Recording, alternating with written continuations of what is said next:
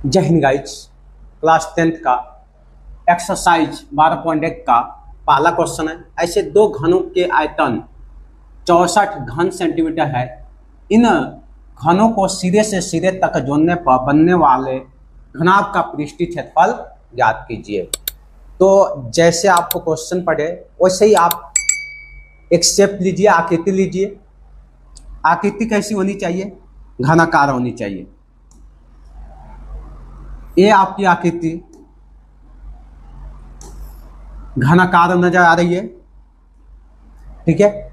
इसके दो ऐसे दो घनाकार हैं, क्वेश्चन में बता रखा है दो घनाकार।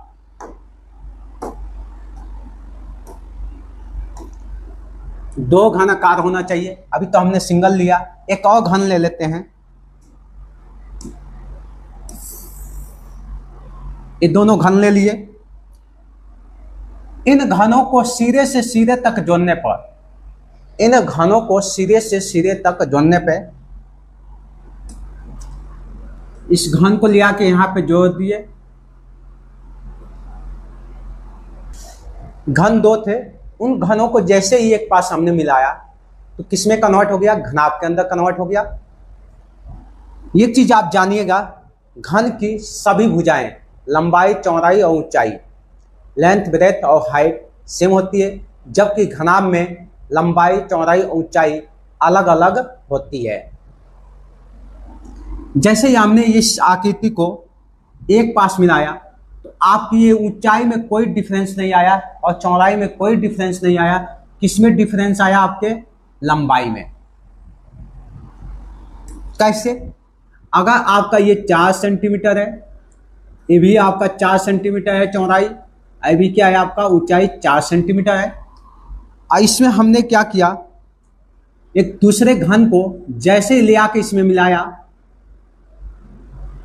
तो घनाभ में कन्वर्ट हो गया।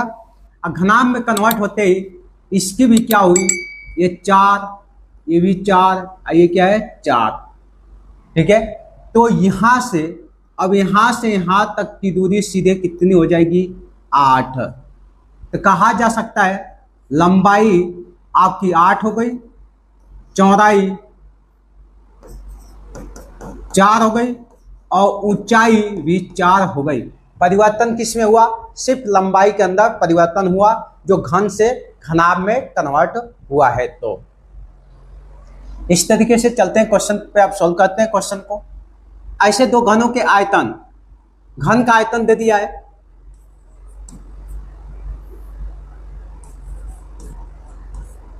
हल घन का आयतन 64 घन सेंटीमीटर। जब घन का आयतन 64 सेंटीमीटर है तो हमारे को इसकी एक भुजा फाइंड करनी है। किसकी?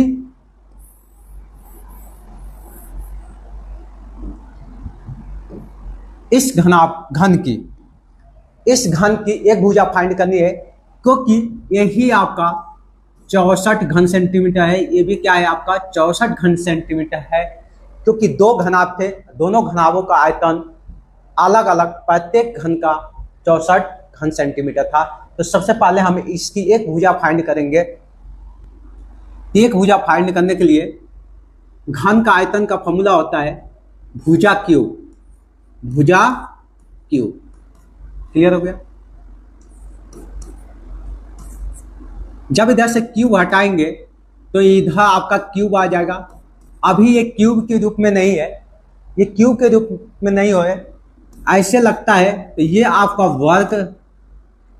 वर्गमूल कहलाता है। इसका नाम हो स्क्वायर रूट। इसी को इस तरीके से किए, इसके अंदर 3 डाल देंगे तब ये जाके आपका घनमूल बनता है। इस चीज का ध्यान रखना है, इसके अंदर 3 लगाना अनिवार्य है। a बराबर 1। अगर 64 का आप घनमूल निकालेंगे तो आपको अभाज्य गुणनखंड विधि से निकालिएगा। सबसे पहले आपका ये 32वां में, फिर 2 से 16वां में, फिर 2 से आपका 8वां, फिर 2 से 4/2 से 2 क्या होता है, 3-3 का पेयर बनाना होता है, 3-3 का समूह। इस 1 2 3 इसमें से 2 निकल के आएगा, 1 2 3 इसमें से 2 निकल के आएगा। इन दोनों को अगर गुना कर लेंगे तो ये आपका 4 हो जाएगा। तो यहाँ पे सीधा सीधी क्या आ गया, 4। इसके मतलब ये वाली भी भुजा 4 है, ये भी क्या है 4, ये भी क्या है 4। इसमें भी ये वाली भुजा 4, ये वाली भुजा 4, ये वाली भुजा क्या हो गई 4। अब इसको हमने मिला दिया, किसमें मिलाया,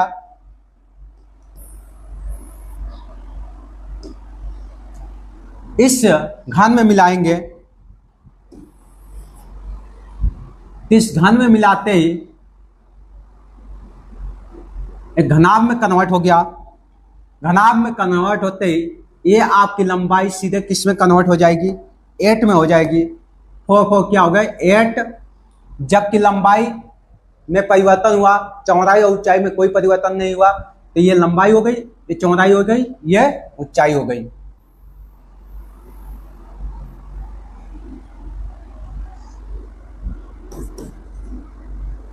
सेंटीमीटर में आ गई एक भुजा।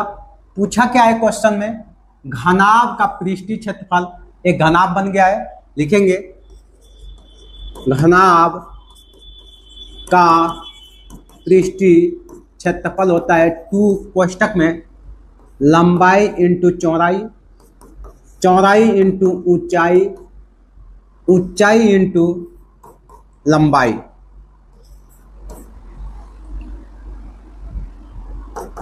टू हो जाएगा। लंबाई आपका कितना है 8, चौड़ाई 4 है, 4 इंटू 4 प्लस 4 इंटू 8। जब इसे सॉल्व करेंगे तो ये आपका 32 प्लस 16 प्लस 32, इसे आप सॉल्व करेंगे तो 32 दूनी 64 हो गया। इनको ऐड ही कर लेते हैं, ऐड कर लेंगे तो कितना होगा 0 6 8 2 10, इतना 3 1 4 4 3 7 7 7 1 8 80 हो गया। अब इसे सॉल्व कर दिए तो 160 वर्ग सेंटीमीटर। हमने क्या निकाला पृष्ठीय क्षेत्रफल, तो यहाँ पे आ जाएगा वर्ग सेंटीमीटर। ये आपका आंसर हो गया। नेक्स्ट क्वेश्चन पे चलते हैं हम लोग। क्वेश्चन नंबर 2, एक बर्तन एक खोखले अर्धगोले के रूप में है। कोई बर्तन है खोखले अर्धगोले के रूप में है। शेप ले लेते हैं, पढ़ते जाएंगे और करते जाएंगे। आकृति बनाना बहुत अनिवार्य है। एक कोई बर्तन है, ये खोखला है, इस किस टाइप का है, अर्धगोले के रूप में है। आगे पढ़ते हैं, जिस पर एक खोखला बेलन अधरोपित है। खोखला अर्ध बेलन, शेप लेते हैं, यहां से बेलन ले लिए, इस पर खोखला बेलन अधरोपित है।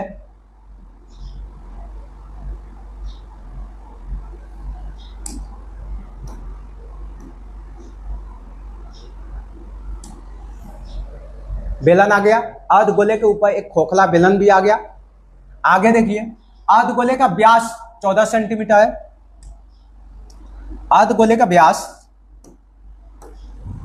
गोला तो ये है, इसका व्यास यहां से यहां तक होगा।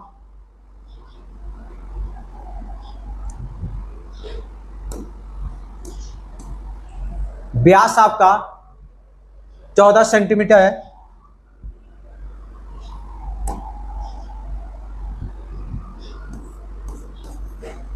व्यास 14 सेंटीमीटर हो गया। और बर्तन की कुल ऊंचाई, तो बर्तन की कुल ऊंचाई, बर्तन तो ये पूरा यहां तक है, तो हम इसकी ऊंचाई देखेंगे। इसकी ऊंचाई, ये पूरी ऊंचाई 13 सेंटीमीटर है। 13 सेंटीमीटर। बर्तन का आंतरिक, आंतरिक मतलब क्या हो, अंदर का आंतरिक पृष्ठीय क्षेत्रफल ज्ञात कीजिए। आंतरिक का मतलब क्या होगा, अंदर का ये वाला हिस्सा ज्ञात करना है बर्तन के पूरे। ये तो ओनली बेलन का इतना हुआ, बेलन का हो गया, समझिएगा मेरी बात। अंदर का हिस्सा बेलन का हो गया। अब बचा अर्धगोले का, तो बेलन का क्या होता है, अगर देखा जाए बेलन का, वक्र पृष्ठीय क्षेत्रफल होता है 2πr/h। क्लियर हो गया। इसमें क्या है, अर्धगोला शामिल है, तो अर्धगोले का वक्र पृष्ठीय क्षेत्रफल अंदर का ये होगा। ठीक है, तो हमारे को तो बोला है क्या, बर्तन का आंतरिक पृष्ठीय क्षेत्रफल ज्ञात कीजिए। तो अगर पूरा देखा जाए तो हम यही देखे हैं आकृति के अंदर, उस अर्धगोला है, उस अर्धगोले पर एक खोखला बेलन भी है, तो उन पूरे को मिला के दूसरा नाम क्या आया, बर्तन। दूसरा नाम क्या आया, बर्तन। तो इसमें हम प्लस कर लेते हैं अर्धगोले का वक्र पृष्ठीय क्षेत्रफल πr², 2πr²। क्लियर हो गया। और जैसे ही इसको सॉल्व करेंगे तो वो हो जाएगा बर्तन का आंतरिक पृष्ठीय क्षेत्रफल। तो आकृति से आप आराम से समझ गए क्या चीज हमें निकालना है। जब तक आकृति नहीं बनाएंगे, जब तक आपको समझ में नहीं आएगा कि हमें क्या चीज निकालना है। तो आकृति से हमारे को क्लियर हो गया। अब यहां पे लिखते हैं, सीधे हल कर लिए। सबसे पहले लिखेंगे बेलन की ऊंचाई। बेलन की ऊंचाई, ये तो बर्तन की ऊंचाई है ना 13, बर्तन की ऊंचाई 13 है, तो बेलन की ऊंचाई हमें चाहिए। तो बेलन की ऊंचाई कैसे निकल के आएगा, यहां तक तो 14 सेंटीमीटर है, यहां से यहां तक 14 सेंटीमीटर है। तो अगर देखा जाए अर्धगोले की त्रिज्या कितनी हो जाएगी, त्रिज्या तो यही है, इतना ही त्रिज्या होगी अर्धगोले की। ये त्रिज्या कितनी हो जाएगी, 7 सेंटीमीटर, क्योंकि व्यास 14 सेंटीमीटर है, तो त्रिज्या कितनी हो जाएगी, 7 सेंटीमीटर। तो हम क्या कर लेंगे, 13 - 7 6 सेंटीमीटर। सिर्फ बेलन की ऊंचाई कितनी आ गई, 6 सेंटीमीटर। लिखेंगे अर्धगोले का व्यास कितना है, 14 सेंटीमीटर, तो त्रिज्या कितनी हो जाएगी, रेडियस 7 सेंटीमीटर। क्लियर हो गया। सबका अलग अलग नाम डाल दिए। यहां से यहां तक की ऊंचाई 6 सेंटीमीटर निकाल चुके हैं यहां पे, और यहां से यहां तक की त्रिज्या 7 सेंटीमीटर। अब निकालना क्या है, बर्तन का आंतरिक पृष्ठीय क्षेत्रफल। लिखेंगे बर्तन का आंतरिक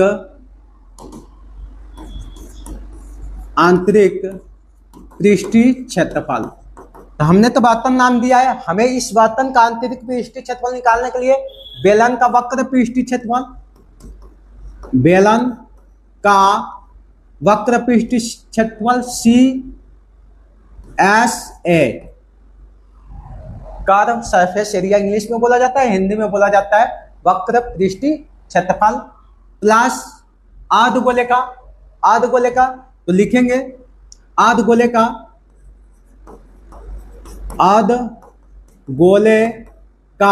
क्या कर लेंगे, CSA का सरफेस एरिया, अर्धगोले का वक्र पृष्ठीय क्षेत्रफल। क्लियर हो गया यहां तक। इसका फॉर्मूला होता है 2πr/h और इसका फॉर्मूला होता है 2πr²। इन दोनों में अगर देखा जाए तो 2πr कॉमन आ रहा है, ले लीजिए बाहर, 2πr, अंदर बचा आपका h+r। तो ये आसान हो जाता है। चाहे तो आप यहाँ पे बैठा के आसानी से करिए, कोई दिक्कत नहीं आएगा, यहीं पे मान बैठाइए, सॉल्व करिए, लेकिन ये थोड़ा आसान पड़ जाएगा आपके लिए। 2 × पाई का मान 22/7 और r कितना है आपका 7, h कितना है आपका 6, प्लस r कितना है आपका, r भी 7 आ गया, 7 से 7 कट गया, इसको इससे गुना करेंगे 44 हो जाएगा, और इनको जोड़ लेंगे तो क्या हो जाएगा 13। यहां तक क्लियर हो गया। मुझे आशा है कि आपको यहां तक समझ में आया होगा।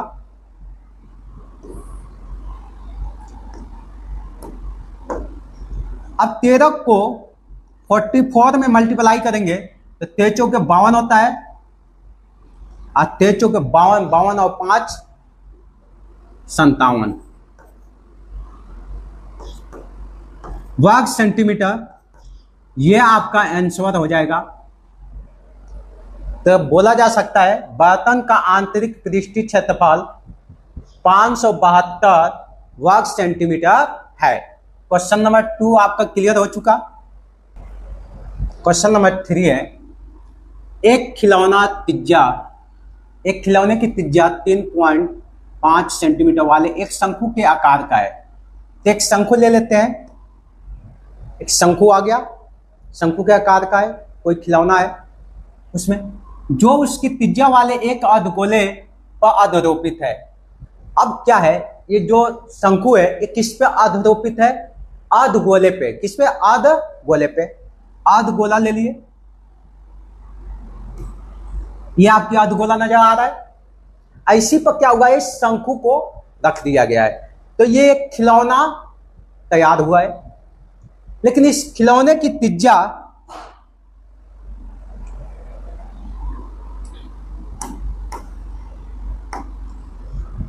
जो शंकु है उसकी त्रिज्या, ये त्रिज्या हो गई, और त्रिज्या की दूरी कितनी हो गई?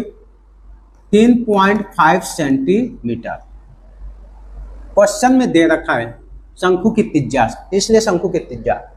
अब एक चीज आप खुद गैसिंग करिएगा, जो शंकु की त्रिज्या है क्या ये अर्धगोले की भी त्रिज्या होगी कि नहीं होगी? जब दोनों का ये नीचे का आधार जो बेस बोला जाता है, बेस अगर दोनों का समान हो आधार, तो जब दोनों का आधार समान है तो दोनों की त्रिज्या भी क्या होगी? समान होगी। अब यहाँ पे ये मत बोलिएगा कि शंकु की त्रिज्या अलग आएगी और अर्धगोले की त्रिज्या अलग आएगी, ऐसी नहीं, दोनों की सेम त्रिज्या होगी। आरोपित है इस खिलौने की संपूर्ण ऊंचाई 15.5 सेंटीमीटर है।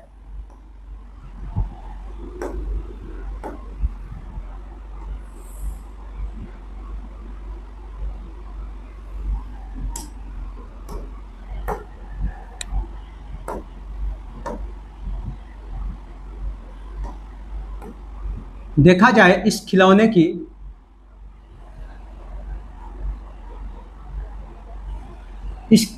ऊंचाई, मतलब इसमें शंकु और अर्धगोला दोनों सम्मिलित है, इसकी ऊंचाई कितनी हो रही है? 15.5 सेंटीमीटर। 15.5 सेंटीमीटर। अब ध्यान दीजिएगा, आगे बोला है इस खिलौने का संपूर्ण पृष्ठीय ज्ञात कीजिए। अब खिलौने का जब संपूर्ण पृष्ठीय क्षेत्रफल ज्ञात करना होगा तो पहले इस शंकु का वक्र पृष्ठीय क्षेत्रफल क्या होगा?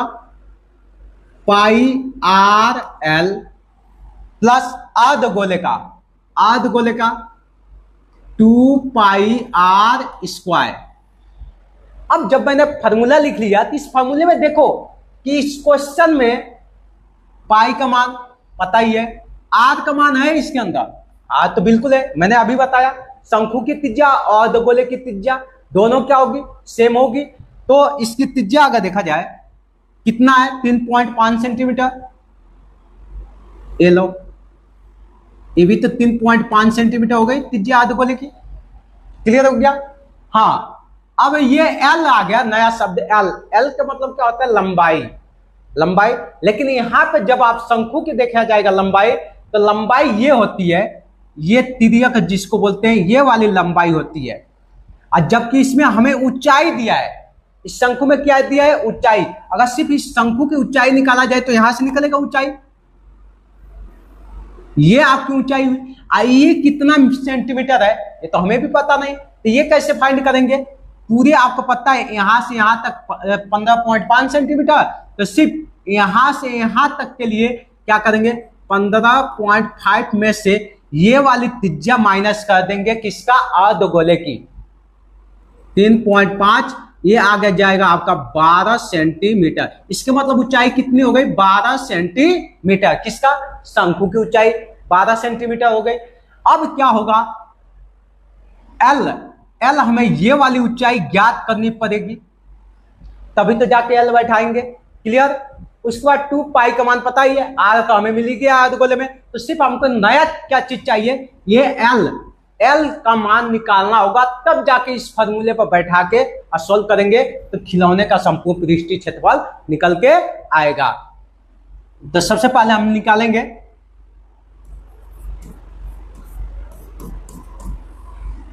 लिखेंगे खिलौने की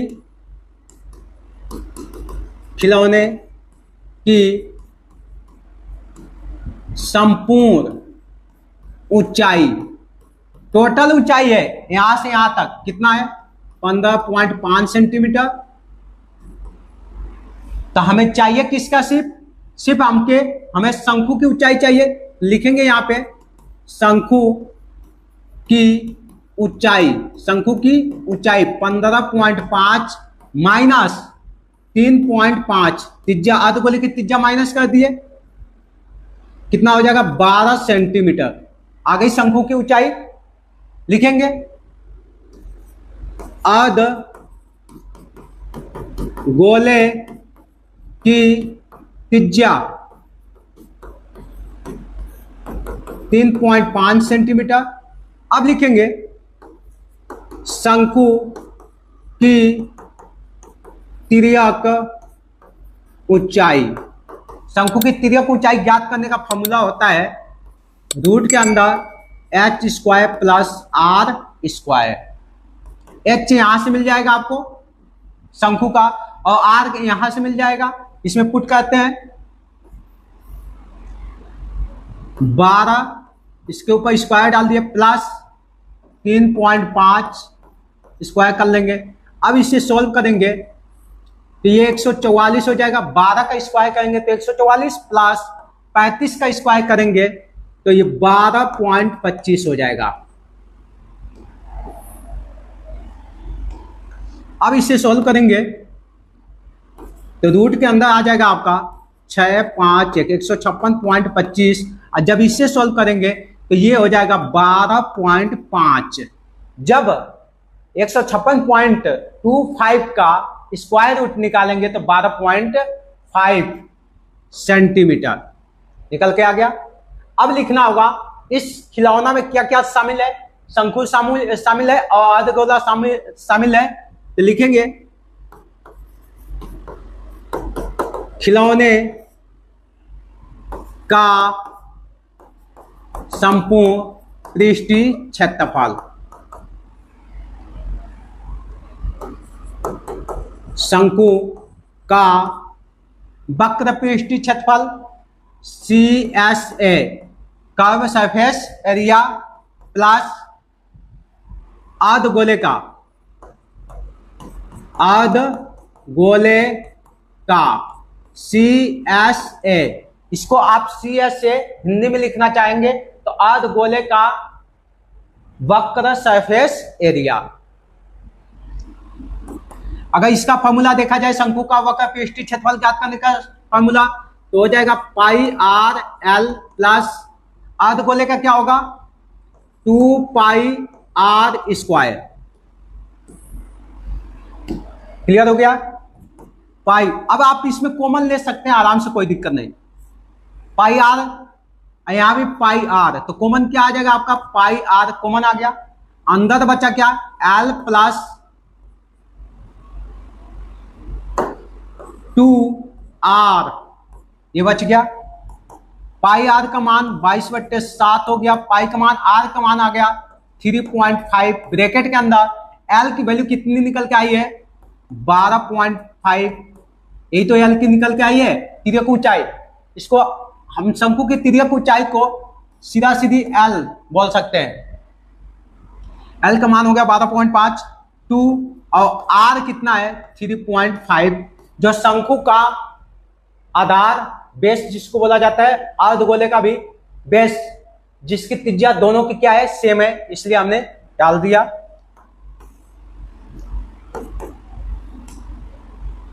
अब इसे सोल्व करेंगे तो ये कितने बार है 0.5, 22 इंटू 0.5, 12 सोल्व हो गया। ब्रैकेट के अंदर सोल्व करते हैं 12.5 प्लस 35 दूनी 70 होता है। सीधे 7.0 लिख लीजिए या 7 लिख लीजिए, कोई दिक्कत नहीं। अगर इसको इससे गुना करते हैं, इसको इससे गुना करेंगे तो ये आपका हो जाएगा 110। एक अंक के बाद पॉइंट है, पॉइंट लगा दिए ब्रैकेट के अंदर। इससे सॉल्व करेंगे तो ये आपका 19.5 हो जाएगा। अब इसे सोल्व करेंगे तो 11×5 = 55, 11×9 = 99, 99 में 5 ऐड करेंगे तो 104 हो जाएगा। 104, 10 बच गया, 11 कम 11 में 10 जोड़ दिए तो कितना हो जाएगा 21 अप्लाई कर दिए। लेकिन अपने को एक जीरो तो इसमें भी है, एक जीरो और लगा दिए। देखा जाए कितने अंक के बाद पॉइंट हो गया 1 2 अंक के बाद पॉइंट दे दीजिएगा और ये आपका सीधे आप लिख सकते हैं 214.5 वर्ग सेंटीमीटर। ये आपका खिलौने का वक्र पृष्ठीय क्षेत्रफल। या एक क्वेश्चन का शॉर्ट स्क्रीन आप ले लीजिए। नेक्स्ट क्वेश्चन हम लोग चलते हैं, सॉल्व करते हैं। नेक्स्ट क्वेश्चन अपना चौथा है, भुजा 7 सेंटीमीटर वाले घनाकार ब्लॉक के ऊपर एक अर्धगोला रखा हुआ है। देखिए हमने क्वेश्चन पूरा ना पढ़ के, जितना क्वेश्चन मैं पढ़ रहा हूं उसके हिसाब से आकृति, जिसको बोलते हैं इंग्लिश में शेप, वो शुरू कर रहे हैं। एक साथ पढ़ेंगे पूरे नहीं आकृति तैयार कर पाएंगे। आप आधा आधा पढ़िए, उसके हिसाब से आकृति तैयार कीजिए। तो हमने पढ़ा भुजा 7 सेंटीमीटर वाले घनाकार ब्लॉक के ऊपर एक अर्धगोला रखा हुआ है। तो ये घनाकार वस्तु है, ये आपकी घनाकार वस्तु हो गई। इस पे घनाकार हमने ले लिया, ब्लॉक ले लिया, इस पे अर्धगोला रखा हुआ है, अर्धगोला भी रख लेते हैं।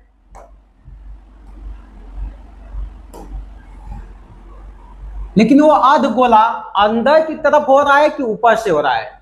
अर्धगोला अर्धगोले का अधिकतम व्यास क्या हो सकता है? इस प्रकार बने ठोस का पृष्ठीय क्षेत्रफल, ऊपर से ही अर्धगोला रखना है।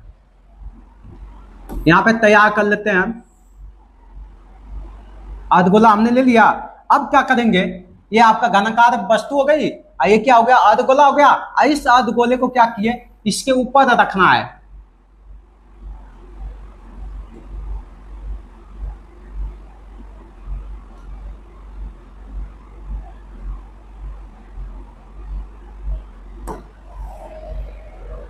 अर्धगोला रख दिया गया, ये घन हो गया, इसके ऊपर क्या हो गया अर्धगोला हो गया। इसका अपना क्या निकालना है, ठोस का पृष्ठीय क्षेत्रफल, ठोस का पृष्ठीय क्षेत्रफल। तो आप जानते होंगे इस घन का अगर देखा जाए वक्र पृष्ठीय क्षेत्रफल होता है 6 × भुजा स्क्वायर, इस अर्धगोले का वक्र पृष्ठीय क्षेत्रफल होता है 2πr स्क्वायर। क्लियर हो गया। अब इन दोनों को अगर ऐड कर दिया जाएगा तो ये घनाकार वस्तु का पृष्ठीय क्षेत्रफल आ जाएगा। ऐसा सोच आपकी है, हमारी सोच क्या कह रहा है, इस वस्तु को ले लिया हमने, इस वस्तु का घन नाम है, घनाकार है, इस वस्तु पर एक अर्धगोला रख दिया हमने, रख दिया अर्धगोला। जब अर्धगोला रखा तो हमारा इस वस्तु का संपूर्ण पृष्ठीय क्षेत्रफल प्लस अर्धगोले का वक्र पृष्ठीय क्षेत्रफल ऐड कर लिए तो ये वस्तु का वक्र पृष्ठीय क्षेत्रफल आ गया। लेकिन इसमें एक चीज माइनस करना होगा। क्या चीज माइनस करना होगा कि ये वस्तु आपको नजर आ रही है अर्धगोला, अर्धगोला का ये ऊपरी हिस्सा बिल्कुल सर्कल की तरह है, वृत्त की तरह है, ये वाला हिस्सा माइनस करेंगे तो ये वाला हिस्सा क्या कहलाएगा आपका वृत्त का क्षेत्रफल। क्या कहलाएगा वृत्त का क्षेत्रफल। क्यों माइनस करेंगे ये भी जान लीजिए। इस पर हमने क्या किया, जब इसको रखा तो ये इतना हिस्सा जो इसका बेस है, आधार है, वो आधार क्या कर लिया, छेक लिया, कवर कर लिया। और जब कवर कर लिया आधार तो ये इसमें नीचे का जब आप ये घन का संपूर्ण पृष्ठीय क्षेत्रफल निकाले होंगे तो ये पूरा आया होगा, पूरा आया होगा। तो उसमें क्या करेंगे, ये वृत्त का, ये वृत्त ऊपर अर्धगोले के ऊपर वृत्त हो गया, जो आप बोल सकते हैं आधार वृत्त हो गया, उस वृत्त को माइनस करेंगे और अर्धगोले का वक्र पृष्ठीय क्षेत्रफल क्या कर लेंगे, ऐड कर लेंगे। इसमें क्या माइनस होगा, ये वाला हिस्सा, ये जो गोल में आ रहा है ना, गोल में ये वाला हिस्सा माइनस हो जाएगा। तो माइनस होगा, लिखेंगे अर्धगोले का आधार, अर्धगोले का आधार क्या हो गया πr स्क्वायर, ये माइनस होगा और वक्र पृष्ठीय क्षेत्रफल ऊपर का हिस्सा क्या हो जाएगा, ऐड हो जाएगा, जो ऐड कर दिया गया। अब लिख सकते हैं इस वस्तु का संपूर्ण पृष्ठीय क्षेत्रफल, इसको सॉल्व करने पर जो आएगा वो होगा। लेते हैं सबसे पहले यहां पे चलिए लिखेंगे घन का एक भुजा 7 सेंटीमीटर। घन की एक भुजा कितनी है? 7 सेंटीमीटर। यहां से यहां तक 7 सेंटीमीटर है तो ये भी 7 सेंटीमीटर, ये भी क्या हो गई? 7 सेंटीमीटर। क्योंकि घन की सभी भुजाएं क्या होती है? इक्वल होती है, समान होती है। घन की एक भुजा 7 सेंटीमीटर हो गई, लेकिन अर्धगोला रखा हुआ है। अर्धगोले का अधिकतम व्यास, अर्धगोले का अधिकतम व्यास तो आपको पता है जो घन होगा तो उस घन के ऊपर ही तो अर्धगोला रखा होगा। तो जो घन की ऊपरी हिस्सा, कोई सा भी हिस्सा ले लीजिए, वो कैसा होता है? वर्ग की तरह होता है। कैसे? सबसे पहले एक आकृति लेते हैं। एक सर्कल ले लिया हमने, सर्कल ले लिया। इस सर्कल को क्या कर लिए? एक वर्ग के अंदर रख लिए।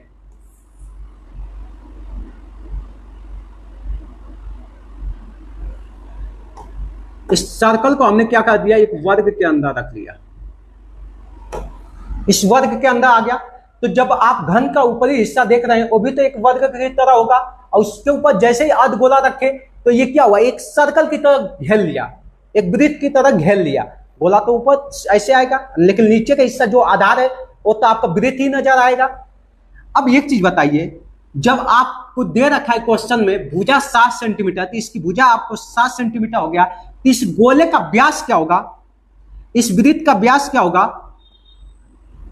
यहां से यहां तक है, जो केंद्र से होकर गुजर के जाता है वही क्या कहलाता है? व्यास होता है। तो व्यास भी क्या होगा? 7 सेंटीमीटर। तो लिख लेंगे अर्धगोले का अधिकतम व्यास क्या हो सकता है?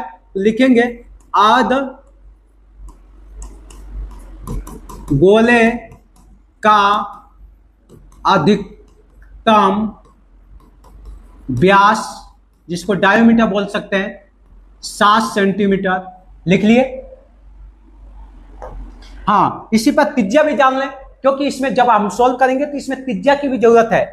यहाँ पर हमने अलग सूत्र लिख लिया, हमने देख लिया क्या क्या हमको फाइंड करना है। एक तो हमको आर चाहिए, दूसरा भुजा चाहिए, बाकी कुछ नहीं, बाकी इसी में मिल जाएगा। तो आर किस में से निकल के आएगा?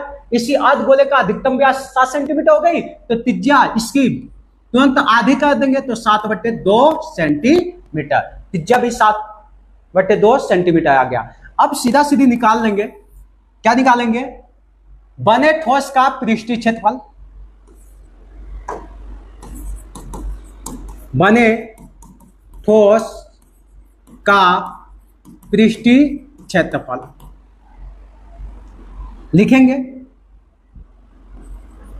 घन का संपूर्ण पृष्ठीय क्षेत्रफल प्लस आपका इस घन के ऊपर अर्धगोला रखा हुआ है,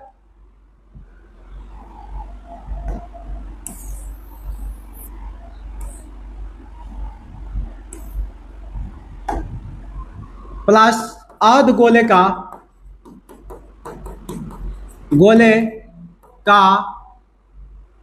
वक्र पृष्ठीय क्षेत्रफल, वक्र पृष्ठीय क्षेत्रफल को बोल सकते हैं CSA, प्लस उसके बाद आप ये है ना अर्धगोले का आधार का क्षेत्रफल, अर्धगोले के आधार का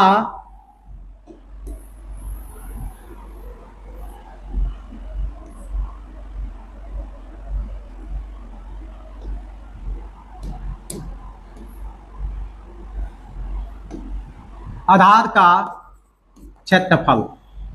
यहां तक सबको क्लियर हो गया? बस अब क्या करना होगा? बस इसका फॉर्मूला लिखना है और इस पे मान बैठा के सॉल्व कर देना है।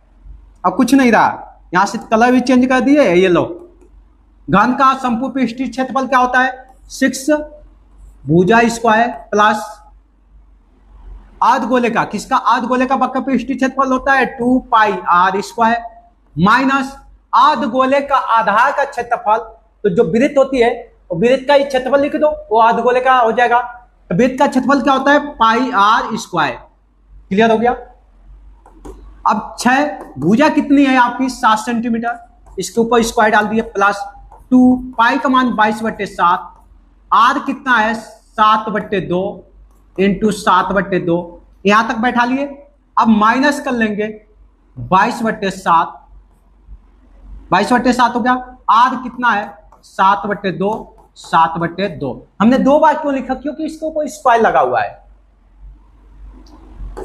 अब इतने को बस सोल्व करेंगे तो 6 इंटू 7 का स्क्वायर 49 हो गया, प्लस 7 से 7 कट गया, इस 2 से ये 2 कट गया, इस 2 से ये 11 में कट गया, 11×7=77, सीधे लिख लेंगे 11×7=77। इतना तो आपको आना ही चाहिए। 7 से 7 कट गया, ये कटेगा आपका 11 में, ऊपर बचा आपका 11×7=77/2 नीचे बच गया। क्लियर हो गया यहां तक। थोड़ी सी ऊपर ले लेते हैं इसको इससे मल्टीप्लाई कर लेते हैं। तो 6 9 जा 54 और 6 4 जा 24, 24 में 5 ऐड कर देंगे 29 प्लस ये हो जाएगा। इसका इसमें भाग दे देते हैं, सीधे पॉइंट में चल जाएगा, कोई दिक्कत नहीं। अब इसका एलसीएम उलसीएम निकालने वाला झंझट मत रखना, इतने का सीधे भाग दे देना, जो पॉइंट में जाएगा कोई दिक्कत नहीं आएगा। 3 7 7 नहीं आएगा, 8 आएगा, 0.5 हो गया। इन दोनों को ऐड कर लेते हैं। जब ऐड करेंगे 11, ये कितना हो जाएगा 17, 3 -3 8। अब इसे माइनस कर लेंगे तो 5 हो जाएगा, 0.10 2, यहाँ 6 में से 3 जाएगा, 3 ये आंसर हो जाएगा। तो आंसर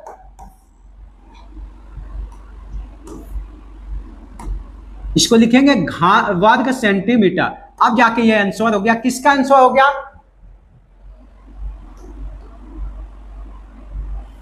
किसका हुआ, बने ठोस का पृष्ठीय क्षेत्रफल, जो भी वस्तु है उसका पृष्ठीय क्षेत्रफल हो गया। क्लियर हो गया आपका। नेक्स्ट क्वेश्चन नंबर 5 है, एक घनाकार ब्लॉक के एक फलक को अंदर की ओर से काटकर एक अर्धगोला गड्ढा इस प्रकार बनाया गया है।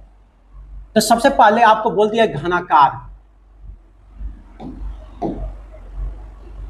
ये आपका घनाकार ब्लॉक है। एक घनाकार ले लिया जाए, यह हमने घनाकार एक ब्लॉक ले लिया, ठीक है। इस पे फलक को अंदर की ओर से काट कर एक अर्धगोलाकार गड्ढा, ये क्या है इस टाइप का गड्ढा किया जा रहा है। अब इसको ले आते हैं यहां पे,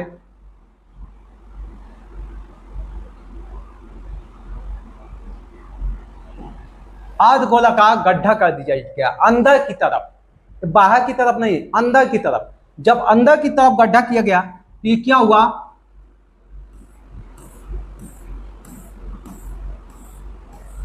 ये तो खाली नजर आएगा, हो गया गड्ढा इसके अंदर।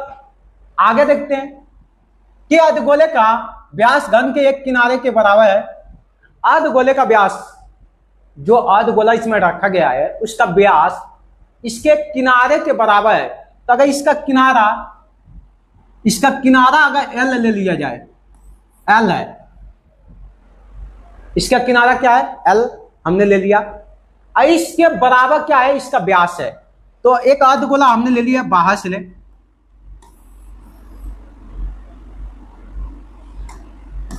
वहां से ले लिया हमने अर्धगोला।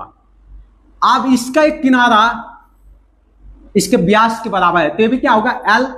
और जब व्यास एल हो जाएगी तो ये क्या है आपका डी है ना, तो त्रिज्या कितनी होगी आर, कितनी हो जाएगी आर, L/2। क्लियर हो गया, त्रिज्या कितनी हो जाएगी L/2, और इसका व्यास कितना हो जाएगा एल हो जाएगा। और इस वस्तु का जो घनाकार जो वस्तु है उसकी एक भुजा क्या है एल है। ऐसा क्वेश्चन में बता रखा है।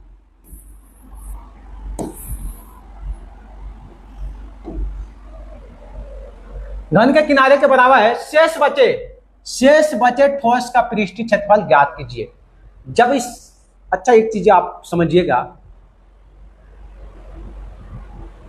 आप जो कुल्फी आइसक्रीम होती है, कुल्फी वाली है ना, उस कुल्फी के अंदर देखेंगे ऊपर का हिस्सा गोल होता है, उसमें आइसक्रीम डालते हैं।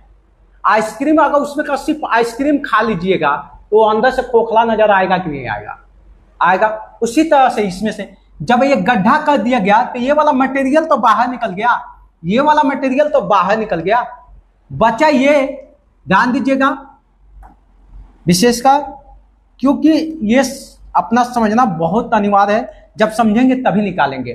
तो अपना अगर देखा जाए अर्धगोले का वक्र पृष्ठीय क्षेत्रफल, तो ये तो रह गया वक्र पृष्ठीय क्षेत्रफल, इसका निकला तो आयतन।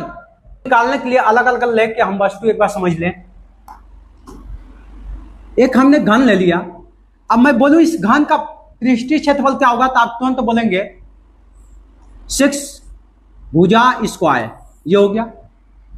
अर्धगोला लिया यहां पे, इसका पूछा गया वक्र पृष्ठीय क्षेत्रफल क्या होगा, तो आप बोलेंगे 2 पाई r स्क्वायर। जब इन दोनों को मिलाया गया, जोड़ लिया गया, ठीक है, जोड़ लिया गया, तो सीधे एक वस्तु ये तैयार हो गई, नई वस्तु तैयार हो गई। अब तो इसको ना घन बोल सकते हैं और ना इसको अर्धगोला बोल सकते हैं। जैसे ही एक तैयार हो जाएगा तो ना उसको अर्धगोला बोलेंगे ना घन बोलेंगे, सीधे एक वस्तु बोलेंगे। वो वस्तु का नया नाम कोई सा भी आ सकता है। लेकिन इसमें से माइनस क्या चीज हुआ, माइनस ये वाला हिस्सा हुआ, ये ऊपर वाला, ये ऊपर वाला। जैसे मैंने एक कटोरी है, एक कटोरी का ऊपर वाला हिस्सा माइनस होगा, ऊपर वाला, क्योंकि जब एक कटोरी का ऊपर वाला हिस्सा खुला है ना, क्या है, खुला है, तो ये वाला जो अंदर का देखा जाए, ये अंदर का, अंदर तो सीधे आयतन होता है, कोई वस्तु रखेंगे तो आयतन गिरेगा। लेकिन उस हमें ये कैसे नजर आया, तो हम बोलेंगे अरे यार ये तो अर्धगोला है, खोखला है, चल इसमें कोई वस्तु डाल देते हैं। तो खोखला है तो खोखला है, तो इसका वक्र पृष्ठीय क्षेत्रफल हुआ कि नहीं हुआ, अंदर से हुआ ही वक्र पृष्ठीय क्षेत्रफल। जब ये खोखला है हमें दिख रहा है, तो ये ऊपर का हिस्सा जब बंद रहेगा तो अंदर का हिस्सा दिखेगा नहीं। जब ऊपर का हिस्सा बंद नहीं है तब ये दिख रहा है, तो ये वाला ऊपर वाला हिस्सा तो माइनस करना ही पड़ेगा, क्योंकि ये कैसा है, एक वृत्त के आकार का है, और इसको माइनस करेंगे तभी अंदर आप झांक के देखेंगे तो बोलेंगे अर्धगोला है। इसमें से क्या कर लेंगे, माइनस करेंगे, माइनस पाई r स्क्वायर, इसको सीधा सीधे लिख सकते हैं 6a स्क्वायर प्लस अर्धगोले का 2 पाई r square minus pi r square. ये पाई r स्क्वायर क्या हो गया, अर्धगोले का आधार हो गया, अर्धगोले का आधार बोल सकते हैं, वृत्त का क्षेत्रफल। ठीक है, तो हम लिखेंगे घन की लंबाई L, घन की लंबाई क्या आ गई L,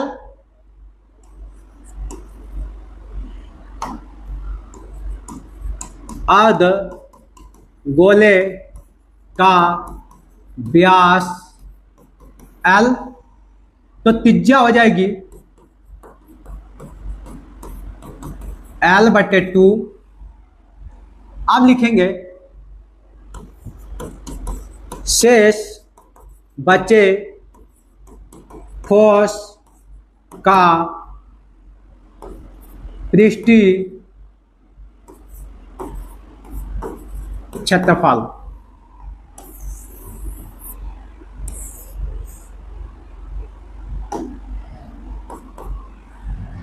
ये काम की चीज नहीं है, ये तो आपको अलग से लेके समझाया गया था, इसको आप आराम से हटा लीजिएगा। मेन तो ये चीजें है, ये आकृति है, और ये ऊपर जो मैंने लिखा हूं ये भी नहीं, ये आपको बस लेके समझाया गया है कि ये चीज इसमें, यही चीज यहाँ पे लिख रहे हैं। लिखेंगे घन का संपूर्ण पृष्ठीय क्षेत्रफल प्लस अर्धगोले का वक्र पृष्ठीय क्षेत्रफल माइनस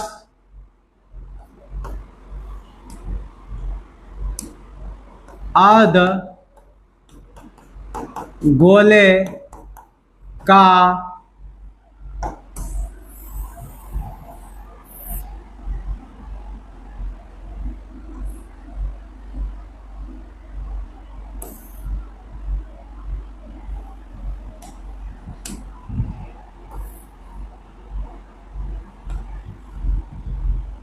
अर्धगोले का आधार का क्षेत्रफल। इसका फॉर्मूला होता है घन का संपूर्ण पृष्ठीय क्षेत्रफल 6a स्क्वायर प्लस अर्धगोले का होता है 2πr² माइनस अर्धगोले का आधार का क्षेत्रफल πr²। एक बार इस सूत्र को सोल्व कर लेते हैं, देखते हैं सूत्र भी सोल्व हो रहा है क्या। 6a², ये प्लस का 2πr², यहाँ पे प्लस माइनस के πr², तो ये 2 में से अगर 1 माइनस कर देंगे तो बचा क्या, प्लस के πr²।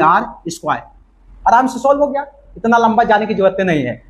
अब इसमें सीधे मान बैठा लीजिए, इसमें से देख के 6 भुजा का मान क्या है l, तो लिख लेंगे l² इंटू डाल दीजिएगा प्लस पाई का मान 22/7, तो यहाँ पर पाई रहने दीजिएगा, सीधा r का मान लिखेंगे l/2, इसके ऊपर स्क्वायर डाल दिए, l/2 है। सॉल्व करते हैं इसे,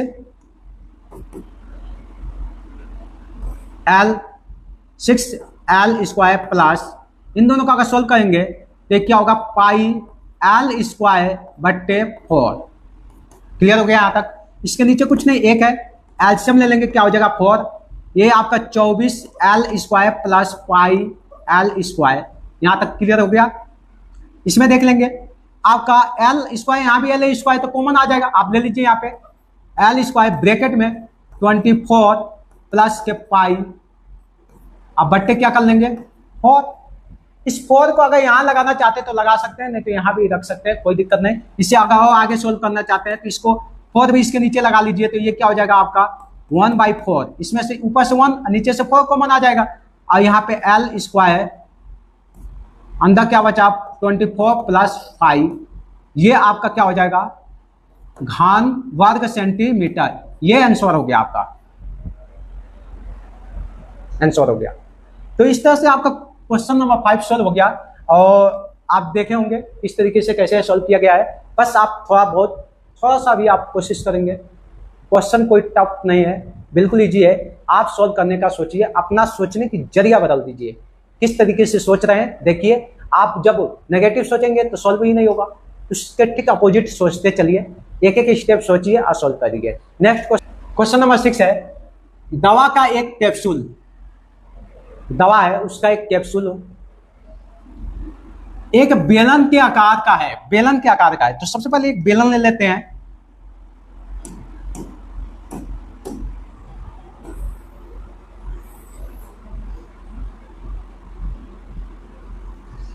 कैप्सूल ऐसे अगर खड़ा रख दिया जाएगा तो आपको नहीं बैठेगा दिमाग में, इसको एक बार पट कर देते हैं ऐसे लेके यूं, आप कर सकते हैं कैप्सूल है भाई। कैप्सूल नजर आ गया, इस कैप्सूल को थोड़ा इस साइड में करते हैं, कर लिए, ठीक है। आगे जिसके दोनों सिरों पर तो सिरे कौन से हुए, एक तो सिरा ये हो गया, दूसरा सिरा ये हो गया, दोनों सिरों पे एक एक अर्धगोला लगा हुआ है, अर्धगोला एक एक अर्धगोला लगा हुआ है। चलिए अर्धगोला भी ले लेते हैं,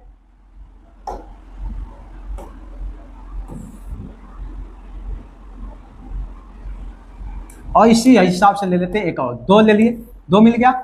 इस दोनों को क्या कर लेंगे,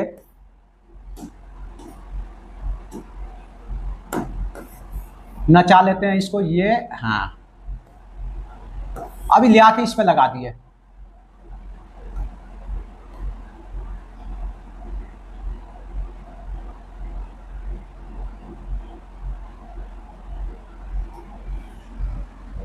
अर्धगोला इस पे शामिल हो गया, इसको हटाते हैं, इसी को लेते हैं और इसको भी ऐसे नचा के यहां पे लगा लेते हैं।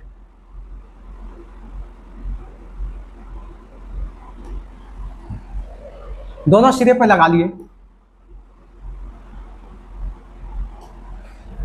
अर्धगोला दोनों सिरों पे लगा लिए। आगे क्या बोला, आकृति पूरे कैप्सूल की लंबाई, मतलब इस पूरे की लंबाई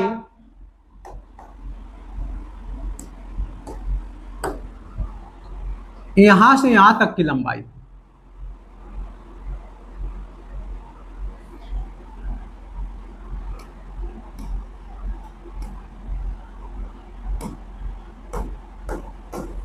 पूरी लंबाई आपको दिख रही है।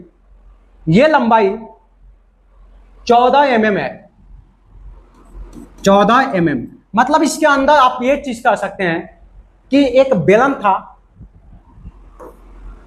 ये बेलन था, इस बेलन में ये वाला हिस्सा अर्धगोला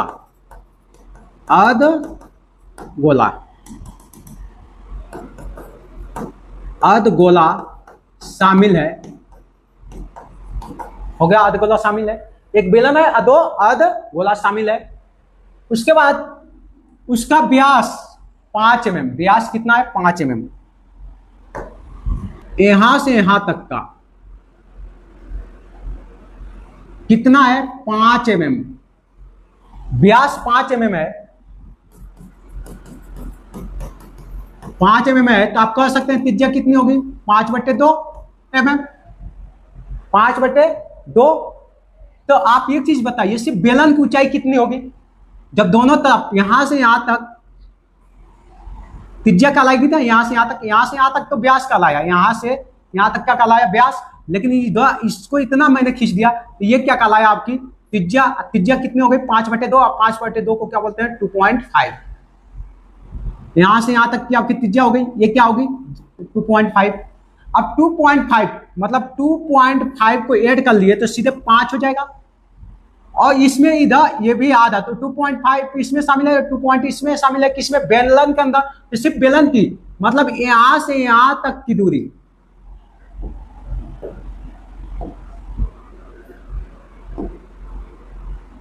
यहां से यहां तक की दूरी कितनी हो गई 14 - 5। इस पूरे यहां से यहां तक 14, 5 माइनस कर दिया तो कितना बच गया आपका 9। तो बेलन की कितनी हो गई 9। सीधा आप क्वेश्चन को हम सोल्व करेंगे इस तरीके से। अगर देखा जाए तो इसको हम निकाल लेंगे, कैसे निकालेंगे, अगर कह दे इसकी पृष्ठीय क्षेत्रफल तो आप क्या लिख सकते हैं, बेलन का पृष्ठीय क्षेत्रफल πr 2πrh प्लस अर्धगोले का तो 2πr²। अर्धगोला कितने हैं 2 है, इसमें इंटू 2 हो गया। तो जब इसको सॉल्व कर देंगे तो इसका पृष्ठीय क्षेत्रफल मतलब इस कैप्सूल का पृष्ठीय क्षेत्रफल आराम से निकल के आ जाएगा। चलिए आप क्वेश्चन को सॉल्व करते हैं, यहां से लिखेंगे हल में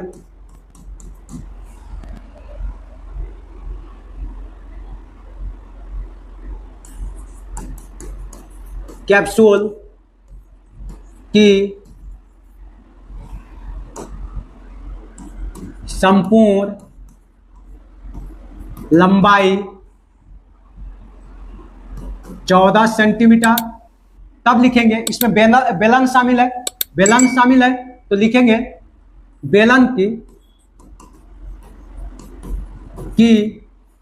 लंबाई बोल दीजिए, चाहे ऊंचाई, खड़ा हो गया तो लंबाई, पट हो गया तो नहीं, खड़ा हो गया तो क्या हो गया ऊंचाई हो गई, आप पट कर दिए तो क्या हो जाएगी लंबाई। तो बेलन की ऊंचाई कितनी हो जाएगी 14 - 5, पता चला 5 कैसे माइनस किए थे, किसमें से किए, तो ये कितना हो जाएगा आपका 9 सेंटीमीटर। और उसके बाद लिखेंगे अर्धगोले की त्रिज्या 2.5 सेंटीमीटर। क्लियर हो गया। उसके बाद लिखना होगा कैप्सूल का संपूर्ण पृष्ठीय क्षेत्रफल। अब इसमें क्या क्या शामिल कर रहे हैं इस कैप्सूल के अंदर, एक बेलन और 2 अर्धगोला। तो लिख लेंगे बेलन का वक्र पृष्ठीय क्षेत्रफल, संपूर्ण पृष्ठीय क्षेत्रफल नहीं, वक्र पृष्ठीय क्षेत्रफल, वक्र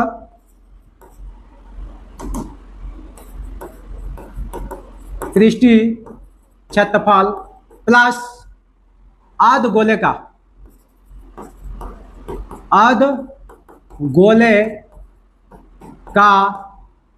वक्र पृष्ठीय क्षेत्रफल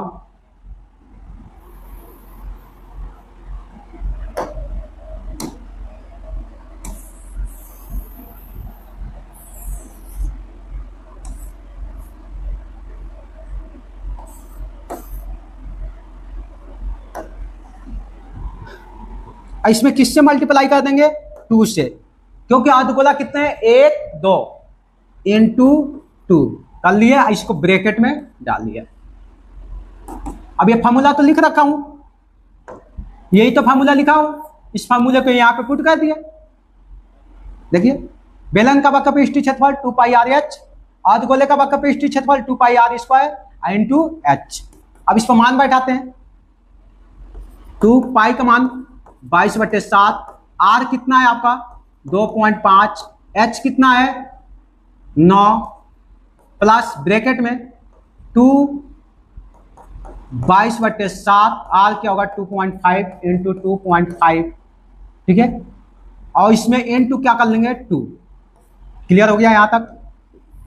अब बस इसे सोल्व करना है, इसको सोल्व करते हैं तो इस सीधे 44 हो जाएगा, 44/7 इंटू कर लें, इसको इससे सोल्व कर देते हैं तो 9×5 = 45 और 9 दूनी 18, 4 22, एक अंक के बाद पॉइंट प्लस कर लिए,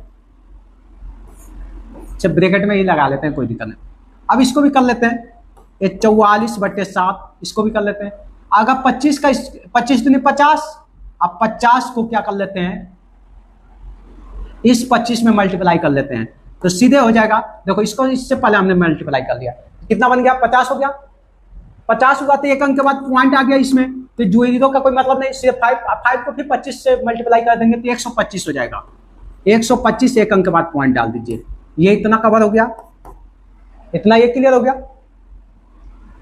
अब इसको 44 से इसमें मल्टीप्लाई कर ले रहे हैं, फिर 44 से इसको इसमें मल्टीप्लाई कर ले रहे हैं, तो 22.5 में 44, 4 5 जा 20, 4 2 जा 8, 10 हो गया, 4 2 जा 8 9, 009 009 99, एक अंक के बाद पॉइंट कर दिया तो ये आपका हो जाएगा 990/7, प्लस कर लें, इसको कर लेते हैं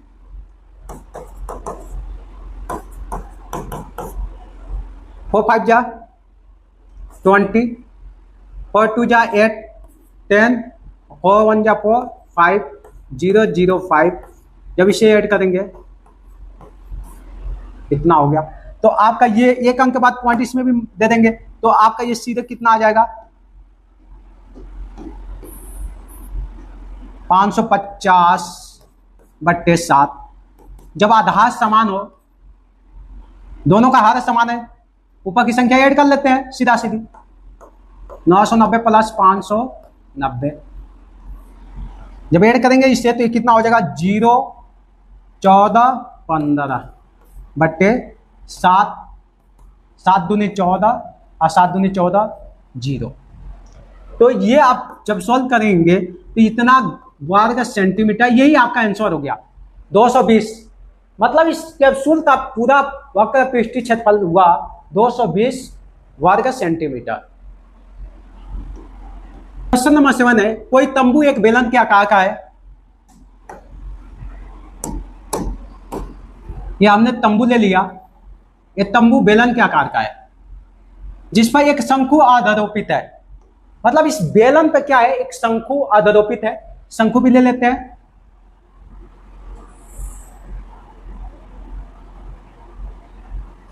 आधारोपित हो गया शंकु बेलनाकार। यदि बेलनाकार भाग की ऊंचाई व्यास क्रमशः, बेलना भाग है, इसकी ऊंचाई और इसका व्यास क्रमशः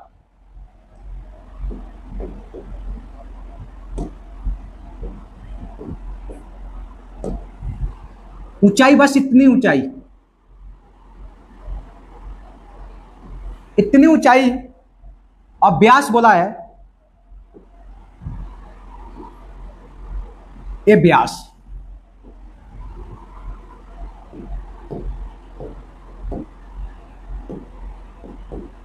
ठीक है।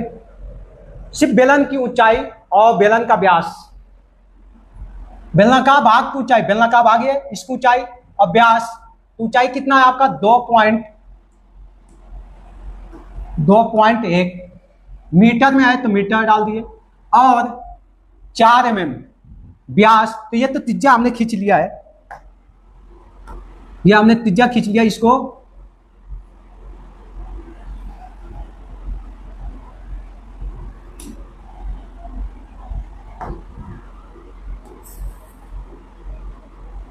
ये व्यास होता है।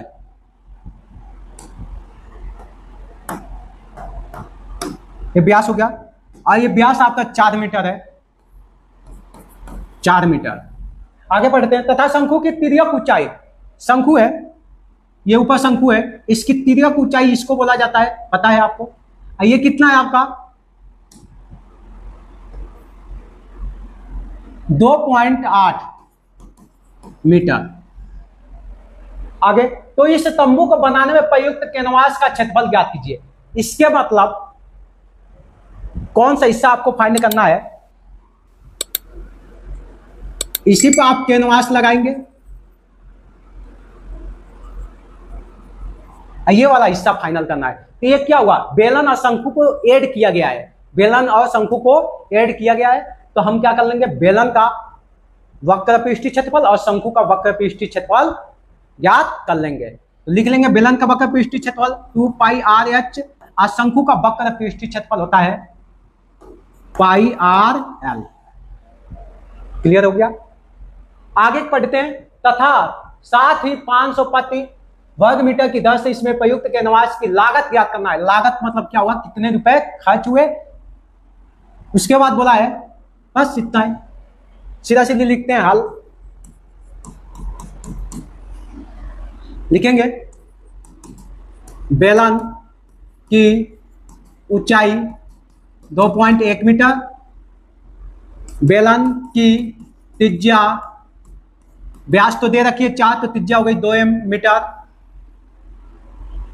और लिखेंगे शंकु की तिर्यक ऊंचाई 2.8 मीटर। कैनवास का क्षेत्रफल, कैनवास का क्षेत्रफल, कैनवास का क्षेत्रफल क्या है, क्या क्या शामिल है, बेलन का वक्र पृष्ठीय क्षेत्रफल प्लस शंकु का वक्र पृष्ठीय क्षेत्रफल। बेलन का वक्र पृष्ठीय क्षेत्रफल का सूत्र क्या होता है, 2πrh, और शंकु का वक्र पृष्ठीय क्षेत्रफल πrl, 2 पाई का मान 22/7। इसमें से आप इसको और आसान करना चाहते हैं, जो कैलकुलेशन आपको आसान हो, तो इसमें कॉमन क्या आ सकता है, πr कॉमन आ गया, ले लेंगे πr कॉमन आ गया, अंदर बचा 2h प्लस l, पाई का मान 22/7, r कितना है आपका 2 है, r तो 2 ही है, 2h कितना है आपका 21.1 प्लस इंटू लगा दिया, इनके बीच में कुछ नहीं है तो इंटू का साइन है, और आपका ये यहाँ पे l बच गया ना, तो l का मान कितना है आपका, तिर्यक ऊंचाई कितनी है 2.8। क्लियर। अब इसे सॉल्व करते हैं। ये आपका 44/7 हो जाएगा, ये आपका सीधे 4.2 प्लस 2.8 44/7 ऐड कर लेंगे 10 हो जाएगा, ये 6 से 7 सीधे 7 आ जाएगा। जब इसको सॉल्व करेंगे ना तो सीधे 7 से 7 कट गया, सीधे आ गया 40 वर्ग मीटर। ये क्या आया, कैनवास का क्षेत्रफल आ गया। क्वेश्चन में दे रखा है 500 प्रति वर्ग मीटर की दर से इसमें प्रयुक्त कैनवास का लागत ज्ञात करनी है, क्योंकि 1 वर्ग मीटर का खर्च, 1 वर्ग मीटर कैनवास का खर्च 500 रुपए, इसलिए 44 वर्ग मीटर कैनवास का खर्च ज्यादा होगा, ज्यादा के लिए तुरंत मल्टीप्लाई कर लेंगे, ये आपका हो जाएगा 54 5 हो जा 25 4 सीधे कितना आ गया 22,000 रुपए।